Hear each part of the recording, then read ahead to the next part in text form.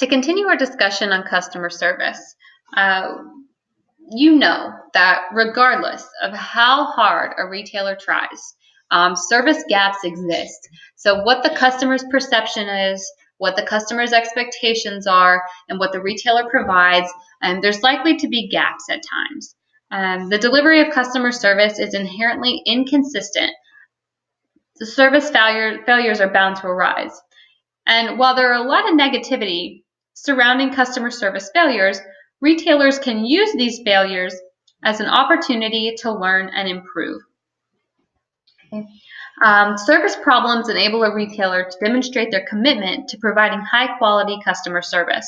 By encouraging customer complaints and handling problems up front, retailers can strengthen their relationships with the customers instead of leaving a bad taste in the customer's mouth. Service recovery efforts significantly increase customer satisfaction, purchase intentions, and positive word of mouth. If you think about a bad customer experience, this is an interesting study that was done a few years back, but 4% of people complain when they have a bad experience. And that means 96% of people who have bad experiences in your retail establishment don't complain about it. So what do? They probably go home and maybe tell their husband or their friend or their roommate or their parents that they had a bad experience. But for the 4% of people who do complain to the retailer, of those 4%, only 21% are actually satisfied with the outcome that they receive. So if you think about that, that means retailers aren't doing their job of listening to these customer complaints, taking these customer complaints into account, and solving the complaint for the customer. And so if you do the math, that means that less than 1% of customers who have a bad experience become satisfied customers. That leaves 99% of people who've had a bad complaint or a bad experience with you who aren't going to turn into satisfied customers. And so service recovery can cost retailers large amounts of money, but service recovery is worth it if you can turn those customers who had a bad experience into satisfied customers. So in the cases of service failure, whether it's defective merchandise or a sales associate insulted your customer, regardless of what it is, there are 3 steps in the service recovery process. And if a retailer follows these 3 steps, they can turn a customer with a bad experience into a satisfied customer. And the first step is really to listen to your customer. Customers can get very emotional. If any of you have worked in retail, you've probably dealt with an unhappy customer. Chances are really high that you've been an unhappy customer. Before in the past, I know that I have. I've been on both ends of it, being an unhappy consumer and also working in retail and having to deal with customers. But customers can be very emotional. And so we must allow that customer to explain their problem without interrupting. Let the customer speak. It can be very difficult to reason with an angry customer. And so customer service reps should make it known that they're really glad that the customer brought the issue to their attention. And they should let the customer complain. They should let the customer vent. They should let the customer explain how they feel that they were treated or how they were handled in a certain situation.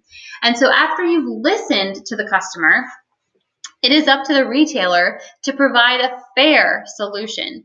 And when I say a fair solution, I don't necessarily mean that the customer always wins or the customer is always right. Those are terms that you hear in a retail setting. And while we want to follow those and we want to make sure that our customers think that they are being treated fairly, we also have profits to maintain, and we know how to handle unprofitable customers. We learned about that when we talked about customer relationship management. But providing a fair solution, customers want to feel that they're being treated fairly by a retailer, and they base their perceptions of fairness on how they think other people were treated in similar situations. And so there's a term called procedural fairness, and it's the perceived fairness of the process used to resolve complaints. So customers feel that they've been dealt with fairly when store associates follow the store guidelines. And that's the very basic premise of customer service. Do you have standardized service guidelines, and are you following those? Guidelines can reduce variability in handling complaints, and so guidelines are a great thing to have. However, retailers need to empower their employees to resolve complaints. If you think about times when a retailer has made a special exception, or a retailer has really gone above and beyond to provide a fair solution to you, the customer, because the customer, just because there's a guideline in place, doesn't mean they should be treated unfairly. So providing a fair solution is the second step to service recovery. And the third step is to resolve problems very quickly. Customer satisfaction is greatly impacted by the time it takes to get an issue resolved. And this is why you have a lot of customers who don't even voice their complaints to the store, because they don't have the time or don't want to spend the time messing with it, right? We've heard that term. So retailers, what they can do to help resolve these problems quickly is empower that first employee to move quickly to solve a problem. And that's going to greatly increase customer satisfaction. If you've ever been on the customer side of service recovery, have you ever been in a situation where the employee had to call their manager, and that manager took 5 minutes to get to the front of the store, and then that manager had to call his supervisor? It goes on, right? So that is not resolving a problem quickly, and that can impact how a customer perceives how the issue is being solved. And so the faster you can resolve the issue, the better. And part of that is empowering your employees to be able to handle customer service failures and make decisions on behalf of the company to help make sure that that customer is treated fairly. So I want to know, consider a situation in which you received poor customer service in a retail store, or maybe from a service provider. I'd love to know how the service recovery was handled.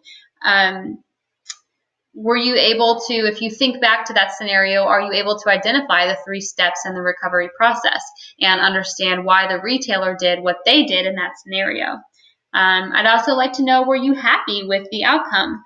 And who did you tell about that experience? Did you tell everybody about the bad experience you had, or did you tell people about how they handled that experience, whether it was bad or good? And also, have you been back to that retailer since that experience? Has anybody had a customer service experience so bad that they haven't returned to that retailer since?